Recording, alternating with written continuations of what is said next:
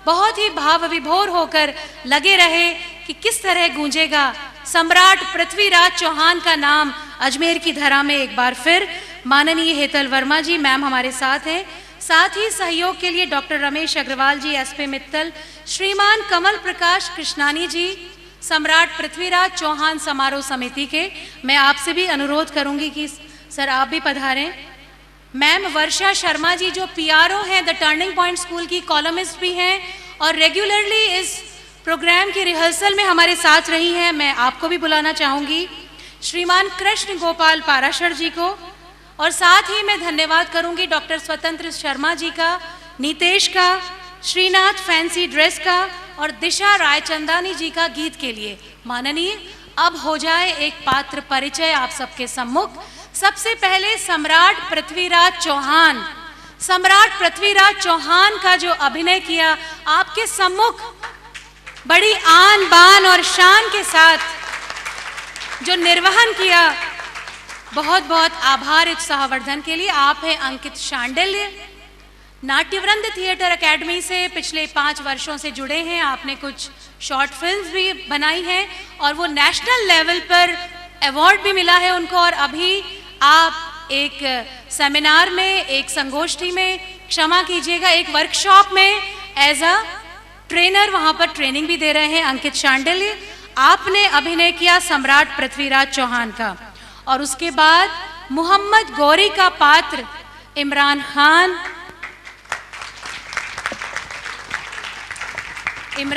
जिन्होंने मोहम्मद गौरी के पात्र का अभिनय किया। चंद बरदाई कवित्व और छंद जो आपने सुने होंगे माननीय, चंद बरदाई का लिखा हुआ पृथ्वीराज रासो अभिनय किया भवानी कुशवाहा जी ने, स्वागत कीजिएगा। अभी हाल ही में एक रेस्क्यू प्रोग्राम में जो ऑपरेशन था उसमें जान बचाने में भी बहुत सहयोग किया भवानी कुशवाहा जी ने, और बहुत अच्छे आर्टिस्ट हैं आप। भवानी कुशवाहा जी ने चंद बरदाई का पात्र अभिनय किया। चंद बरदाई आप जानते होंगे माननीय कि कोटा से हमारे चारण शोध संस्थान में लाया जा चुका है हस्तलिखित ग्रंथ जो चंद बरदाई जी का है, आप जाकर देख सकते हैं। और कन्नौज महारानी हमारी इस नाट्य मंचन, इस कृति, इस कार्यक्रम की जो एडी हैं, assistant director ma'am Hetal Verma ji ने पात्र अभिनय किया कन्नौज महारानी का। जयचंद का आन बान शान, उनका उत्साह, उनका जोश गुस्सा आपने देखा। जयचंद का पात्र, इसका जो अभिनय किया उनके पात्र का हर्षुल मेहरा ने। आप भी गत 5 वर्षों से नाट्यवृंद थिएटर एकेडमी से जुड़े हैं। इसके बाद कन्नौज सेनापति के रूप में हमारे सामने निर्मल सहवाल, राजा अनंगपाल और नानाजी के रूप में 2 वेशों में आपने एक पात्र को देखा, दिनेश खंडेलवाल जी। और उसके अलावा दीपिका वैष्णव और दीपिका अरोड़ा, जो संगीतमय प्रस्तुति आपने दी, जिस संगीतमय प्रस्तुति को तैयार किया था डॉक्टर रजनीश चारण जी ने, दीपिका वैष्णव और दीपिका अरोड़ा। इसके अलावा दूत के रूप में मोहित कौशिक, राम प्रसाद, तन्मय ने कन्नौज महामंत्री का रोल अदा किया। तातार खान को आपने देखा था शुरुआत में, फिर सेनापति को और वजीर को। जितेंद्र ने इस पात्र को निभाया। लखन चौरसिया ने राज पुरोहित और दूत का किरदार निभाया। मोहित कौशिक आप आगे हैं बेटे। मोहित कौशिक ने गौरी का जो दूत है, जयचंद का दूत और राजदूत का अभिनय किया और बड़ी खूबसूरती से किया। इसके साथ ही डॉक्टर स्वतंत्र शर्मा जी और नीतेश जिन्होंने बैक स्टेज परफॉर्मेंस की, उनका मैं बहुत बहुत आभार व्यक्त करती हूँ माननीय। बड़े ही उत्साह से, बड़े जज्बे से और बहुत ही पारिवारिक माहौल, हमारे डायरेक्टर महोदय श्रीमान उमेश कुमार चौरसिया जी का मैं स्पेशल थैंक्स करूंगी, और the turning point school ma'am Varsha Sharma ji, doctor Anand Bhatnagar sir, special thanks आपको जाता ही है, क्योंकि 180 घंटे 20 अप्रैल से परसों तक लगातार उस प्रेमिसेस में हम सब, ये सारे बच्चे, सारे स्कॉलर्स जो नाट्यवृंद थिएटर एकेडमी के हैं, बहुत अपनेपन के साथ वहाँ प्रैक्टिस करते रहे। और अब मैं हमारी मुख्य अतिथि महोदया के उद्बोधन से पहले हमारे डायरेक्टर महोदय श्रीमान उमेश चौरसिया जी से निवेदन करूंगी कि आप हमारा थोड़ा मार्गदर्शन करें। थोड़े से मत चूके चौहान पर मंचित की गई थी ये शौर्य गाथा। श्रीमान उमेश चौरसिया जी।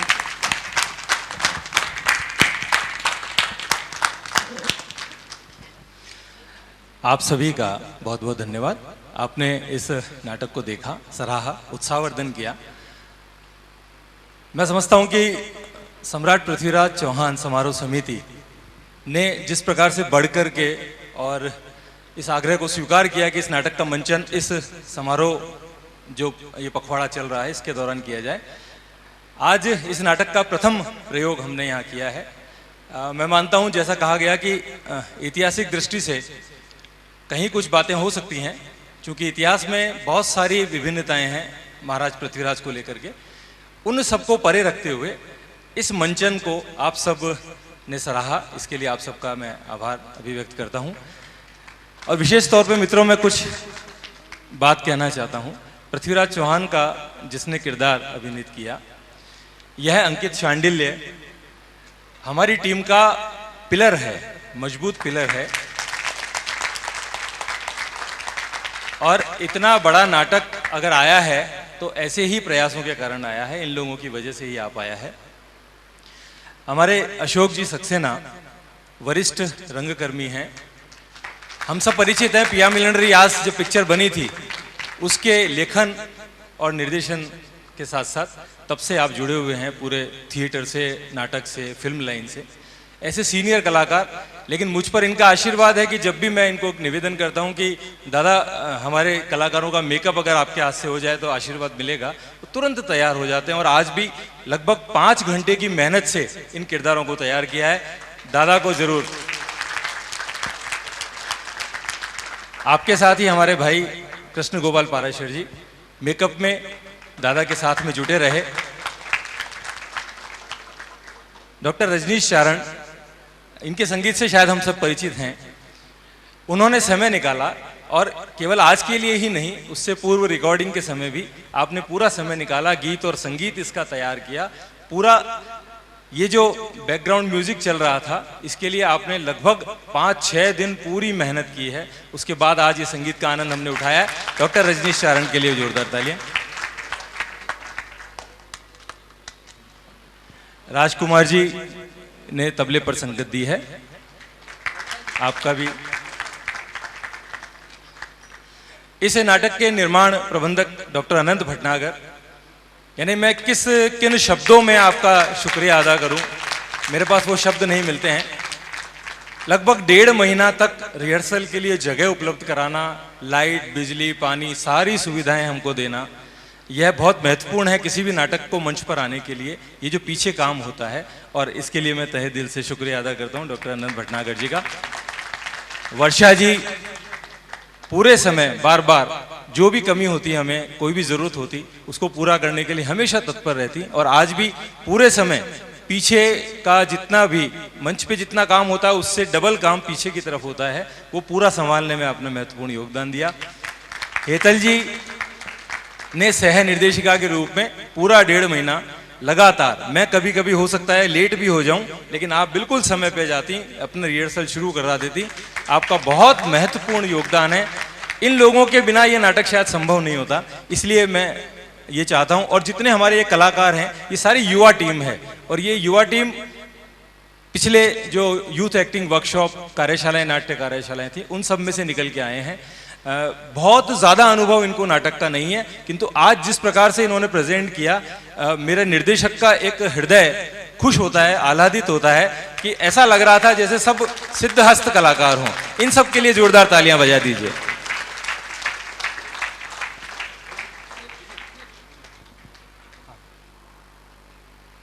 नितेश माथुर जो अभी भी पीछे खड़े हैं, पूरे समय भागते रहे इधर से उधर, किसकी एंट्री कब होनी है, किसकी ड्रेस क्या होनी है, प्रॉपर्टी क्या होनी है, पूरा इनका सहयोग इसमें रहा। और डॉक्टर पूनम पांडे, ये नाट्यवृंद थिएटर एकेडमी के जब भी कार्यक्रम होते हैं, नाट्यवृंद की जब भी साहित्यिक गतिविधियां होती हैं, आप सदैव हमारे साथ में रहती हैं। मंच पर आए पूनम जी। और पूनम जी जिन शब्दों में शुरुआत करती है कार्यक्रम की, तो वो अपने आप ही आकर्षक बन पड़ता है। तो मैं इन सब का, हमारे साथियों को भी बधाई देते हुए, सभी कलाकारों को बधाई देते हुए आप सबका आभार करता हूँ। जितने समारोह समिति के जितने हमारे सदस्य हैं उन सब का आभार करता हूँ कि आपने यह अवसर दिया इन कलाकारों को इस मंच पर इस नाटक को लाने के लिए। बहुत बहुत धन्यवाद, बहुत बहुत आभार। ऐसे ही उत्साहवर्धन करते रहें। थैंक यू जी, बहुत बहुत आभार माननीय। अभी जाइएगा मत। मैं यहाँ पर जो भी संगठन है, समूह हैं, जो ऑर्गेनाइजेशंस हैं, उनसे यह निवेदन करना चाहूँगी कि अगर आप इस आन बान शान से परिपूर्ण शौर्य गाथा का मंचन अजमेर से बाहर कहीं भी करवाना चाहते हो, तो इस वाउचर जो आपको मिला है इसमें सारी डिटेल्स हैं। आप कांटेक्ट कर सकते हैं उमेश चौरसिया जी से। और इसके अलावा नाट्यवृंद थिएटर एकेडमी क्या क्या कार्य करती है उसकी सारी डिटेल्स भी इसमें दी हुई है। बहुत स्वागत करेंगे। ये कलाकार हमेशा तैयार हैं।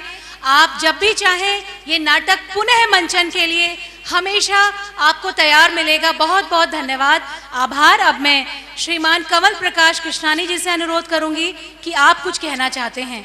जी सर। उससे पहले मैं एक शब्द बोल दूं कि मुझे ये भी लगता है, मैं ये नाम भूल रहा था और ये मेरी बड़ी गुस्ताखी थी कि कंवल प्रकाश जी का अगर सहयोग नहीं होता, यानी पहला हाँ जो कंवल प्रकाश जी से आया, उससे ही हमने इस नाटक को करने का हौसला मिला। कंवल जी का विशेष रूप से धन्यवाद। उमेश जी ने जिस दिन किताब लिखी और किताब का जब विमोचन हुआ, तो विमोचन के दिन ही हम लोगों ने आपस में बैठ के सहमति की थी कि भाई किसी भी तरीके बड़ा प्रोग्राम अपन करेंगे। और आपने इस सारी टीम को जो तैयार किया, कोई भी चीज़ के लिए हाँ मेरे अकेले की नहीं है, ये पूरी समिति की है। समिति के सारे सदस्यों ने बैठ के इसके लिए हाँ करी और उसके बाद आपको इस सब चीज़ के लिए हुई। परंतु आज रियली में मैं आपको सच में अपने दिल से बता रहा हूँ कि इतना अच्छा मंचन अजमेर शहर के कलाकारों ने इतने बड़े पैमाने पे दिया है। निश्चित रूप से ये राज्य भर के अंदर इस फंक्शन को किया जाएगा और इसको पर्यटन विभाग से भी इसको अप्रूव करा के इसको राज्य भर के अंदर चलाने का हम लोग प्रयास करेंगे। बहुत बहुत धन्यवाद उमेश जी, रियली आपने इतना बहुत ही अच्छा मंचन। और आपको, आप एक कलाकार की बोल रहे हैं, मैं कह रहा हूँ यहाँ पे जितने भी कलाकार हैं उनने जितनी बखूबी अपना प्रस्तुति दी है, निश्चित रूप से ये बच्चे आगे बढ़ेंगे, ऐसी मेरी शुभकामनाएं। धन्यवाद।